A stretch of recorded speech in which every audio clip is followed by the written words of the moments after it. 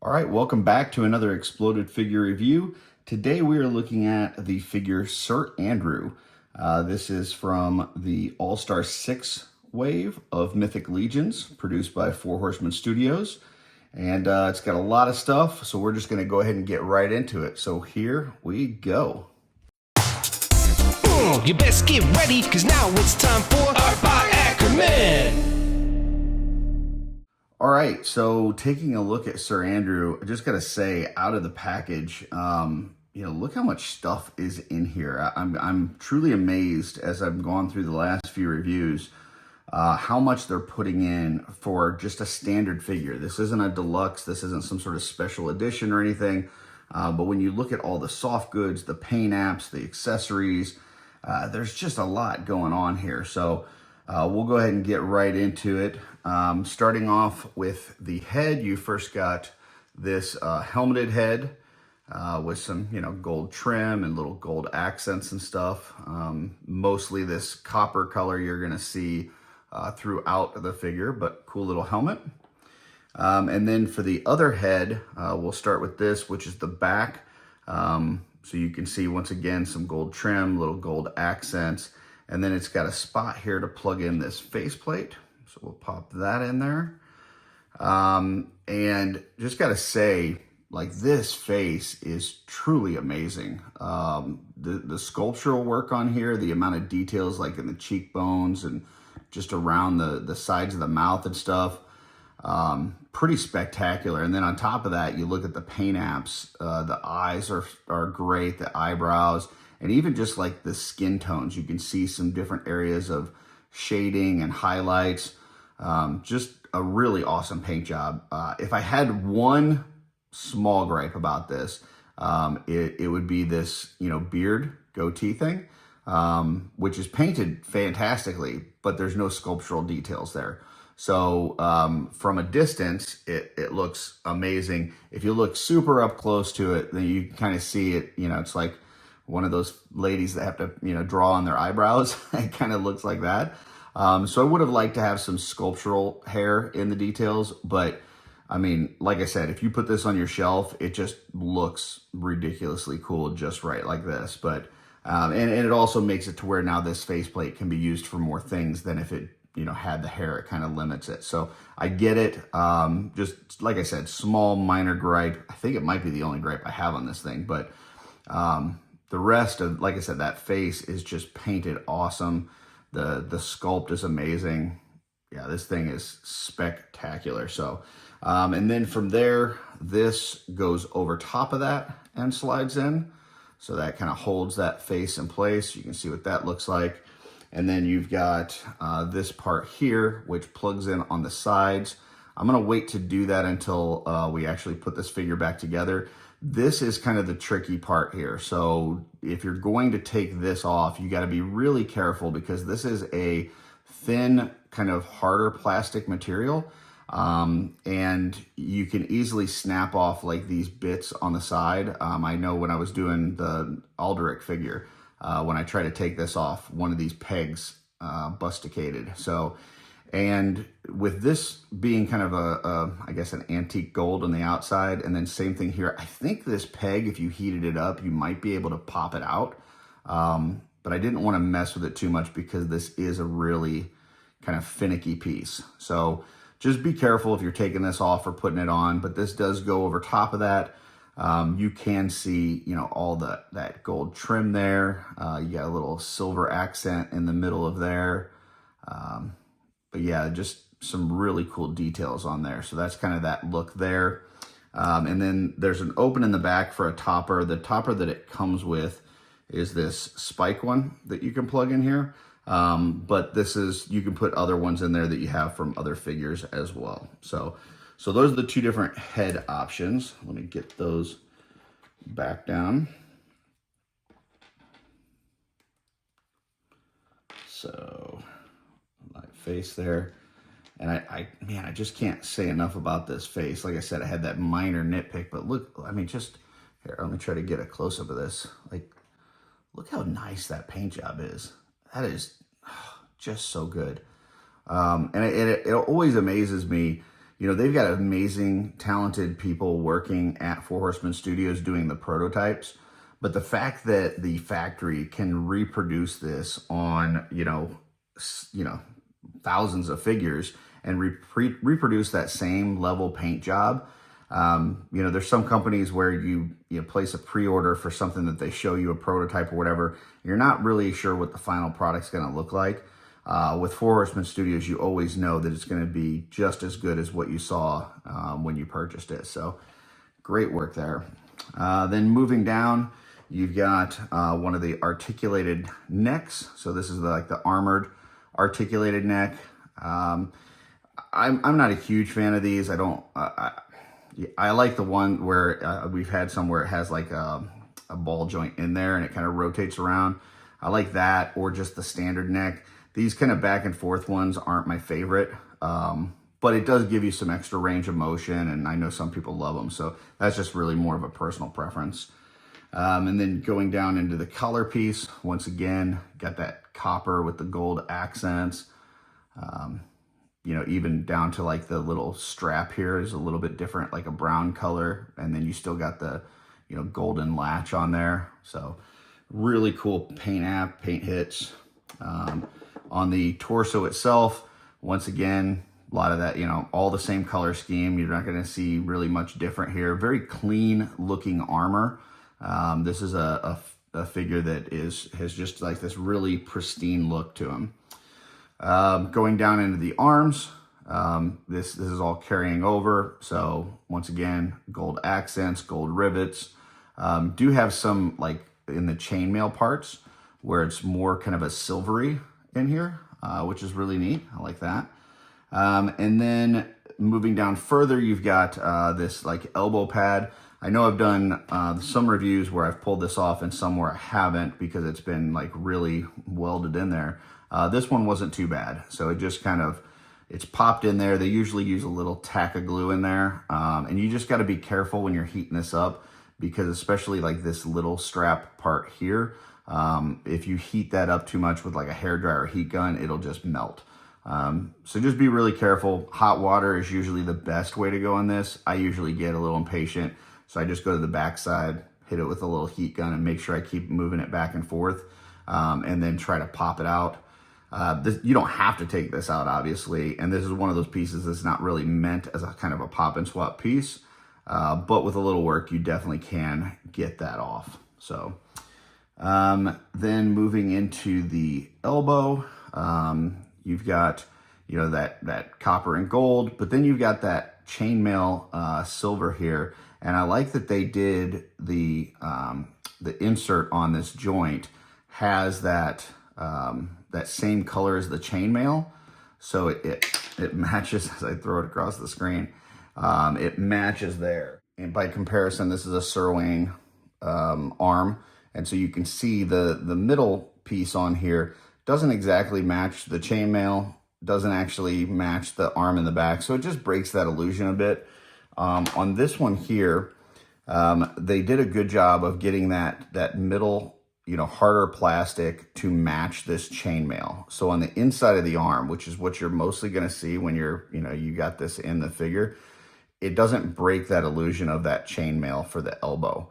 Now on the back side, you do have that, but I think that's fine because it's going to mostly be covered up by this elbow pad piece, right? That's going to cover that back side up, so you're not going to see that. Then moving down further, you've got the gauntlet. Really nothing too new here, but I do want to point out, like you see, like the brown straps right here with the little gold accents. I mean, these are super tiny details that unless you're looking right up close, you're not going to notice. But all that attention to detail as they painted these things, like this is just awesome stuff. This thing's it's a piece of artwork, really. Okay, moving down to the waist and below. Got a lot of stuff going on. So first off, you got this armored waist piece. Once again, all the gold and copper that we've talked about. You've got these, brown leather straps here throughout. Just a ton of paint hits on this. Like this is this is just a lot of work when you look at all those different paint hits that are on this. And I mean, every one of them is spot on. They're not anything that's out of place, anything that's like going over the other section. Like, look at these like tiny buckles on the leather straps. I mean, just perfection. So really cool job there. Then you've got this belt that came with it that was actually already on the piece in the package. So this kind of goes on like so. Trying to do it underneath the camera. Slide this around. There we go. So that's the kind of look that you get there, where you've got a couple straps where you could throw some swords or some other accessories in there. This coming down. This is one of the newer belts that really just kind of transforms these characters and looks so much better than the old style belts. In another video later, probably next week, I'm going to actually review the belts packs. And I think that's going to help to really change up some of the older figures as well. But so awesome job there. Then going down further, you have this like soft good waist, piece. And man, this thing is something interesting here, because you've got this like thicker material on this blue, sewn together, all wired. So all of this is wired. And then you've got this like black and gold accents here. So it's not just like a pure gold. There's some black underneath of it, which makes it look a little bit more like an antique gold, similar to what we were talking about on the armor. And then you've got, this stuff down here at the bottom. And this is like a thicker, I don't know how to describe it. It's almost like a foam material with that same kind of gold color on it. And the way that it thins out, it kind of looks like wings. It's just a really neat piece. And, like I said, for just a standard figure, this has got a lot of deluxe qualities to it. So that goes underneath that. Then you have your normal pelvis, where your hip joints will plug into the sides. This will plug into the torso. From there, this armor piece comes with it, which once again, you're not even going to see this. Once you have this together, you'll see the way it comes in package. You don't even see this armored piece, but they put it in there anyways and still did all of those paint hits, right? So if you wanted to, you could, take this off and use it on a different figure, because then you've got this loin piece that goes over top of it with all of this other stuff that we just talked about. So that's kind of the overall waist look that you get. But it's just a lot of layered stuff together. So, once again, armored piece, belt, soft good waist piece, soft good loin piece, armored loin piece, and then the pelvis itself. So just a lot going on there. As we move down, kind of get your standard hip joints, no paint apps on here, but with all of that soft goods, it's all going to be colored anyway. Then you go into the upper thigh. Once again, got the straps there. You've got the darker color here to match that chainmail. Got the gold accents, gold rivets, all that. So just really cool color and usage of the accent colors there. Then going into the lower leg, you do have this piece here that goes on the front. This is once again not intended to be a swappable piece, but with a little bit of heat, it's just got this key there, hole here, and it just kind of plugs in. They put a little bit of like a dab of glue so that holds together. So if you just hit it with a little bit of heat, you can pop that off. If you wanted to switch this out with something different from a different leg, or if third party person made something, or you wanted to sculpt something on top of it, or if you wanted to use this for something else. We talked last time that you could maybe put this on a pauldron or a helmet or something like that. So that's the lower leg. Then for the feet, you do have the gold rivets around the bottom of the feet. That's really the only kind of extra paint hits on here. Did not pull out the ankle peg. if you guys got to give me trouble on that, I totally get it. But that part takes a lot of time, and there's no reason to really remove this ankle peg unless you absolutely need that color ankle for something else. If you need to see what that looks like removed, I've got it in plenty of my other videos. But yeah, I did not remove that for this one. So that's the figure itself. Moving over to the side, we've got, oh, I didn't get the hands. So the hands come with 2 gripping hands. You do have those kind of gold rivets on the side there, on both sides. And it is a horizontal hinge there, and just kind of your standard gripping hand. But going over here, we've got other hands. So you've got a vertical hand for each side, same exact paint apps. And then you've got this more open kind of casting hand. Once again, same paint apps there with those, gold rivets and whatnot. So then going into the pauldrons, you got these really lovely pauldrons with the, gold wings. You've got all these, this like blue that's mixed in here that looks very similar to the blue on the soft goods. I would kind of call that like a turquoise. Little silver accent here in the middle, which matches that silver accent that we saw in the helmet. So just, a little attention to detail there. And then on the front, this piece does pop out.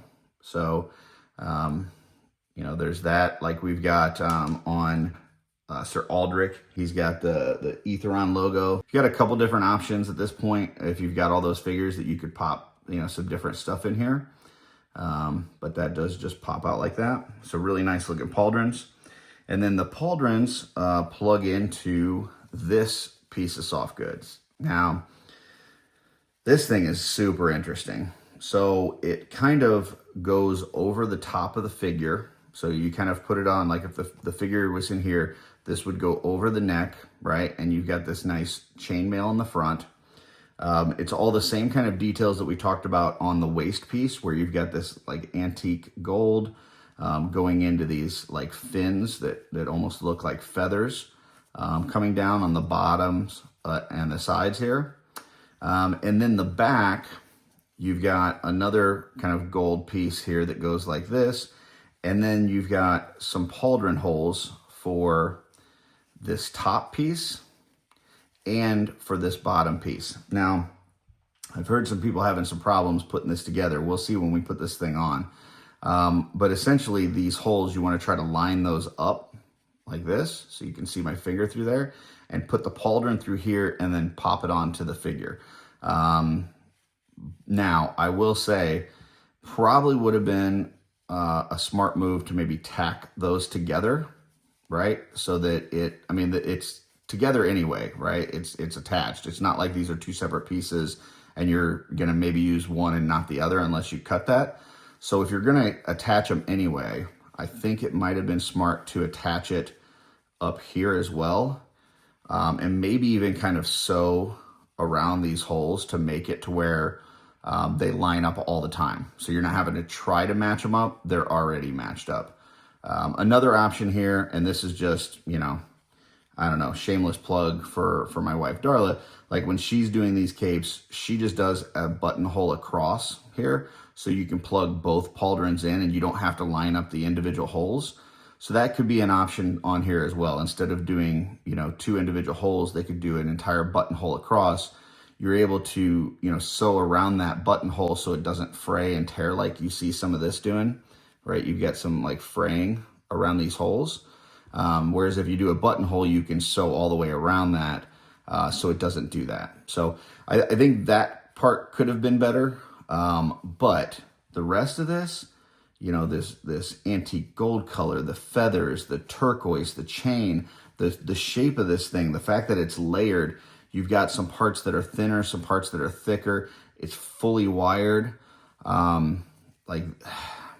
This thing it creates a very spectacular look. One thing that I did throw out to Jeremy, and obviously they're going to run their business the way they want to do it. But one thing that I did suggest was, with some of these soft goods, especially with like when they did the Dark 4 and things like that, some of them have become a little bit more confusing on how to put them on or how it works and stuff.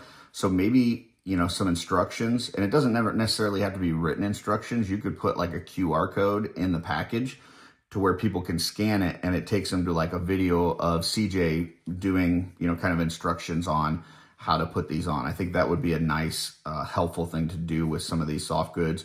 But really with this, I mean, when you get out of the package, it looks like this.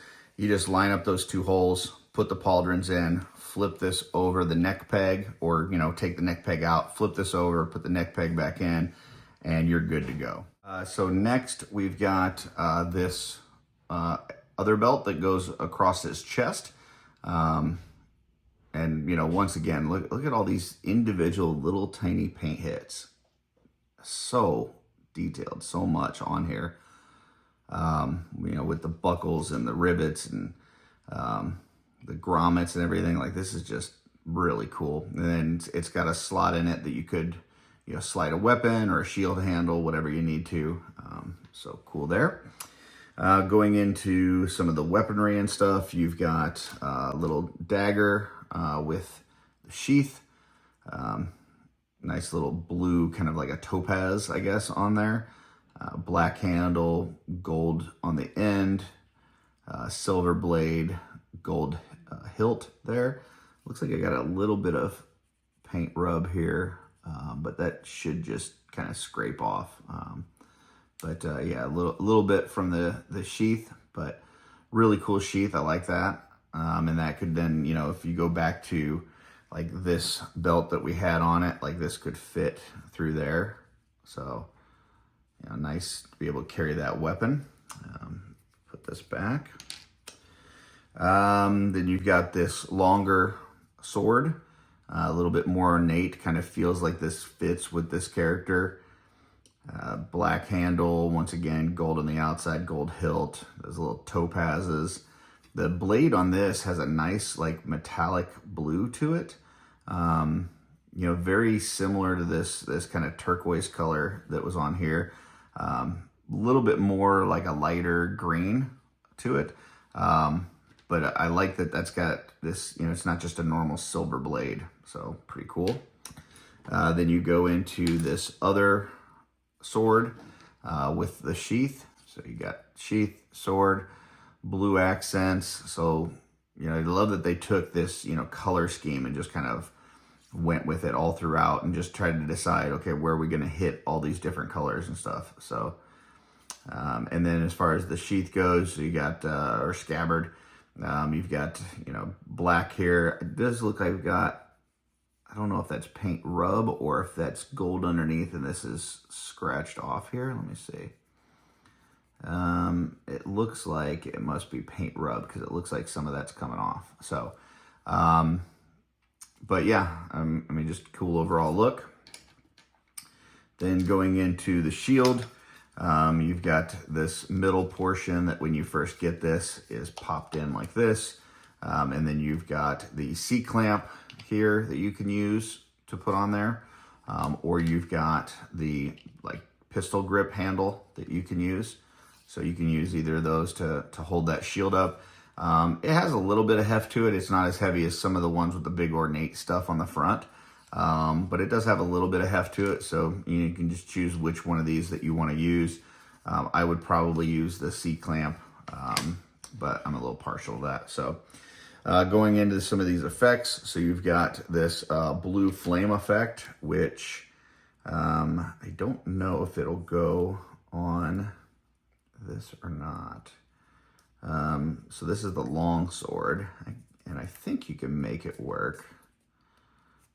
I think you can, yeah. I mean, it kind of, the blade on this is a little bit bigger, so it's a little bit more difficult than this one, for instance. But yeah, this one's a little bit, you can get this one on there pretty good. And you can slide it all the way down if you wanted to. Let's see, I think I might even be able to go a little bit more kind of into it here. Yeah, so you've got that look, and it holds pretty well. It's not sliding off.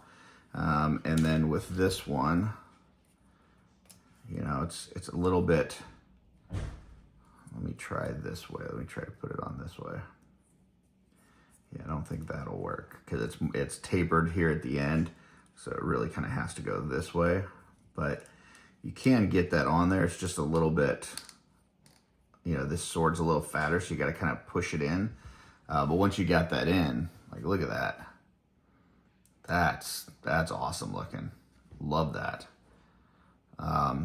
So it's, you know, these like blue flames, because he's supposed to be a pyromancer. It even says like he burns the bodies, you know, that he's fighting, whether it's his fallen allies or the people that he's fighting against. He burns them so that they can't rise from the dead, which is kind of cool. Then you've got this spell effect here, which you could, you know, kind of wrap around his arm, use the casting hand. So like he's casting this out. You could also wrap this around the sword. So you kind of take the sword and like weave it through here. And, you know, figure out how to kind of get that through there, so that it could be like coming out from the sword as well.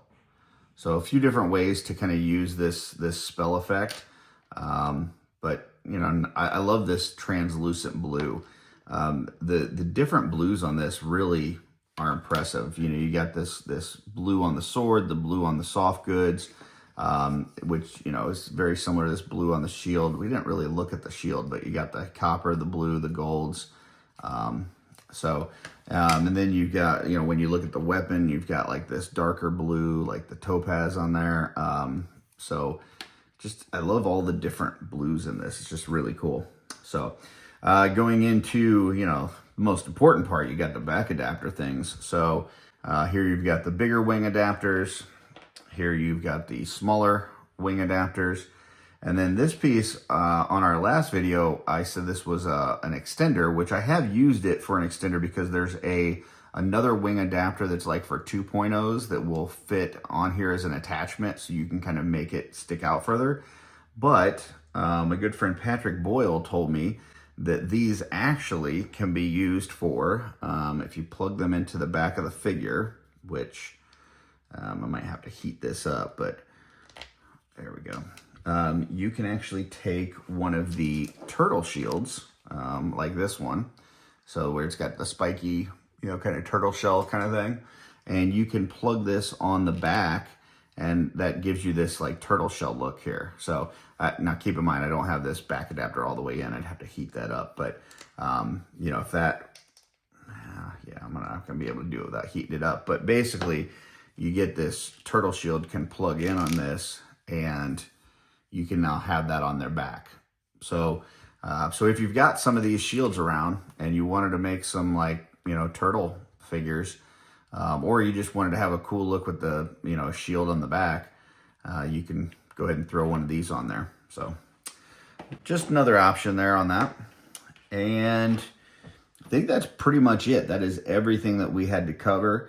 You know, as far as part-wise go, I love these spell effects. I think the details on all of this, like the multiple paint hits, are amazing. The soft goods might be some of the best soft goods we've ever had. And then this face sculpt is just something, I mean, it's special. On top of not only the face sculpt, but the paint job, they just did a great job on this. This thing looks spectacular. So great work overall. The original was, the prototype was painted by Joe Vassapolo. He kind of designed this for his son, Andrew, and did an amazing job. Like, this thing is just really nice. I think it's one that people are going to be really excited to get in hand because of all of the stuff that it comes with, and then just the overall cool look that it has when you have it together. So with that being said, it is time to put this thing back, which means it's time for fast motion.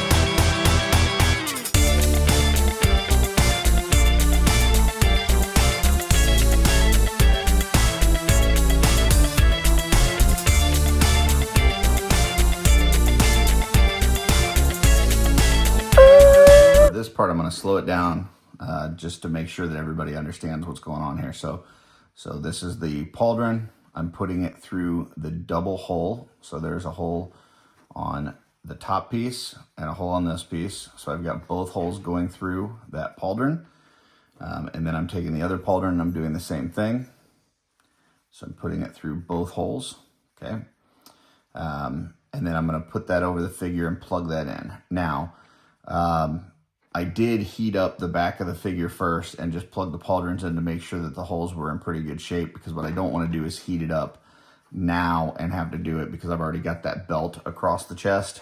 And I don't wanna, have any problems with that belt. So, but I'm going to throw this over and try to push this first pauldron in. So I'm not sure if this is going to show here, but so there's that first pauldron, and just trying to get that in there and throw this over the top. And then I'm going to try to line up this hole for the second one and get that in there. So trying to see where the hole's at, line it up. I see my finger to the other side. So that means I've got both holes together. Push the pauldron through those two holes. Make sure that I see the peg coming out the other side like this. Okay, and then I'm gonna put it in this other part here and plug that in. Start to gently push it in. Make sure that I've got it lined up correctly.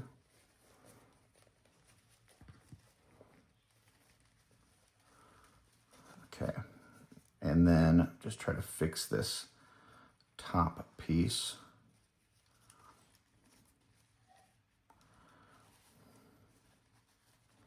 So both pauldrons are in at this point, and now it's just a matter of kind of fixing this, make this look nice, get that chain coming down. Okay. So rotate this pauldron a little bit, same thing with that one. So there we go. Now I will go ahead and put the neck peg back in.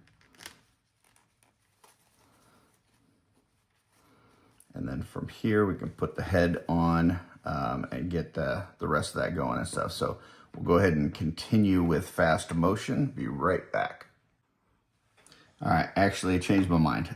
I'm gonna do this in slow motion too, because this part can be tricky and I don't want anybody breaking this. So I'm actually going to put this piece on first. So I'm putting this in the one hole here, right? And carefully, I'm kind of stretching this one just a little bit and putting it in the second hole. And then I'm lifting this all the way up, okay? Making sure that both of those are completely in the pegs are in the holes. Now, once I've got it completely up, I'll pop the face on. I'll pop this cover on. And then I can slide this back down over it. So there's with it all the way down, and then you can slide it up, okay? Now we'll pop the peg in the back. So there's the head all together. So just be really careful with this outer kind of movable guard piece, and you should be fine. So pop that back on there. And then from here, it's just, however you want to display this. So we'll just do the sword and shield. So we'll go ahead and put this together first. I'm going to use the C-clamp, and actually I'm going to put the C-clamp on his arm first. So let's go ahead and try to avoid those paint hits. I don't want to rub those off with this C-clamp. So I'm just trying to be a little careful as I get this on here, right? And trying not to knock any of the other stuff off that I've already put together. All right, and we'll pop the shield on here. Then we'll get the big sword. We'll put this flame effect on here. And it requires a little bit of just kind of massaging this in. All right. And I think I'm going to switch this hand out and we'll go with the vertical hinged one. Right. And get this in here. Get that sword in his hand. And there we go. So, and then from there, it's just a matter of, you know, posing it how you want it. But man, that's just, I mean, it's just a cool looking figure overall, right? Like, uh-oh, folks. That's a Curtis bad. So it looks like I just popped the chain off here. And it looks like that was just kind of held on by a single like thread there, and that popped. Luckily, I have got a one Miss Darla Akerman who can help me fix that. So let me do that real quick and I will be right back. All right, so Darla has helped me get that chain back on there, and you know, she even had the right turquoise to do that thread with. So you know, that was my fault. I was pulling on this kind of as I was putting the pauldrons on and just trying to get this to go across here, and I think I just stretched it out a little bit too much. But if that happens to you, just get some thread, you know, tack that back in there, and you should be in good shape. But you know, I decided to go take the shield off, go with this double-handed look on the sword, just because I added the spell effect and stuff, and that does add some weight. And since the sword handle is long enough, I thought it would be good to just kind of get him in a double-handed pose. I think it looks really good. So with the spell effect here, I did just, you know, I put that flame effect on here and then weaved that spell effect around, you know, the sword and the flame, kind of getting it down there. So I think that creates a nice little look there. I'm not going to do any swaps. There's a lot of folks out there that are doing these reviews that do a bunch of excellent swaps. I think that takes up a little bit too much time of my video. I think if you're watching these, you're probably watching them for the parts and, you know, for a customizing stake.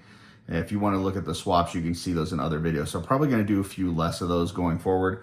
But I did want to do a quick comparison here to this Lord Viteris figure because these coppers on here are pretty close. They're not exact. Like if I put their legs, you know, kind of across from each other, you can see it's pretty dang close. I wouldn't say that it's spot on, but it's enough that if you wanted to switch out, like let's say you wanted to take the more smoothed armored parts and put it on your Lord Viteris or, you know, whatever, you could definitely do that and it would work. Yeah, I don't think you would notice much of a difference. But the other thing that I wanted to do is just kind of look at these two figures in terms of what we used to get versus what we get now for our money. You know, looking at, you know, first the faces. Like if you just look at the face on this Lord Viteris, I think this is an amazing sculpt. I love the paint job on it. But compare that to the Andrew, and it's night and day in terms of just the amount of details, like in the cheekbones and around the face. And then also the paint job. Like the paint job is just spectacular. And then you go into like the visor here, right? And the visor on this one, it just, you popped it off and it had, you know, two holes in the back to where you can have it in the up position or you can have it in the down position, but there's no in between and there's no, you can't like, you know, if you were going to play with these figures, you can't do that move where you're opening it up. Not to say that a lot of people are playing with these, but I'm just saying that's something you didn't have the option for. And then you look at the paint hits. And while this does have like the rivets and it's got the lines and stuff in here, the amount of paint hits now with just like all these other details, it's pretty spectacular, the amount of paint that we're getting on these things. Like you look at these pauldrons and all these just little tiny rivets, the turquoise in here, you've got some shading. There's just a lot going on. And then you take something like the daggers, right? You look at this one versus this one with the sheath, right? And it's just like, this looks more to scale. This looks, you know, fatter, chunkier. the amount of extra details that we're getting on this stuff now is pretty spectacular, especially when you consider that the pricing really hasn't changed much, right, over the years. Now I know world's a little bit kind of in flux, and there's a good chance we may, have to see some price increases here in the future from a lot of different companies. But for right now, the pricing is essentially the same as what we were paying on this one versus this figure. And just look at the difference in terms of what we get. Here's the soft goods on this guy, really thin. You can see through it. It's not wired. Doesn't even have a finished edge versus this, where it's wired. You got the double seam here. You got the gold accents on it, the feathery part. You've got the extra soft good piece for the waist and everything. So I just wanted to, like I said, just pull out a little comparison, because I tell people all the time that are getting into this line to look forward. And this is what I mean by that. And it's not to say that this figure or these older figures don't have a certain value to them or a certain coolness about them, because I do love this Lord Viteris figures. It's one of my favorites. But from just an overall look standpoint, and just the amount of stuff that we get, you just get so much more with today's figures. And this Sir Andrew is just a great example of that. So I thought those two would be good to look side by side and just kind of compare what you get. And then look at the belts too, like, the standard like single strap with just a little opening for it versus, all the ones with the rivets and the, all that kind of stuff. So, it's just amazing to consider the day and age that we live in and what we get for, in terms of value for our money. So there's that. I will be right back to close this out. All right, folks, so that is Sir Andrew from Four Horsemen Studios and their All-Star 6-Wave. This figure is spectacular. There's a lot going on here. There's just a lot of beauty in this, from the way that it was sculpted, the way that it was painted. Joe Vasapola did a great job on the paint job. The factory matched it perfectly. CJ and the soft goods they're spectacular. They just look gorgeous on here. And then all the accessories that you get with it. This thing is fully loaded. If you haven't picked one up yet, I would strongly advise hitting up your retailers and seeing if you can find this thing. Because once it's gone, it's gone. And, you're going to want one of these, because these things it looks amazing. So hope you enjoyed this exploded figure review. If you did, make sure you hit that like and subscribe. We do have a whole playlist going with those exploded figure reviews. So if this is something you're interested in and seeing those parts, you can go right to that playlist and kind of look through the ones that we've done and see what kind of parts are out there for these figures. I'd love to see what you guys make with this, like what parts you use and mix and match, any pop and swaps that you do or customs that you make with this. So make sure you tag me if you create something so that I can see what you got. And until next time, folks, keep creating.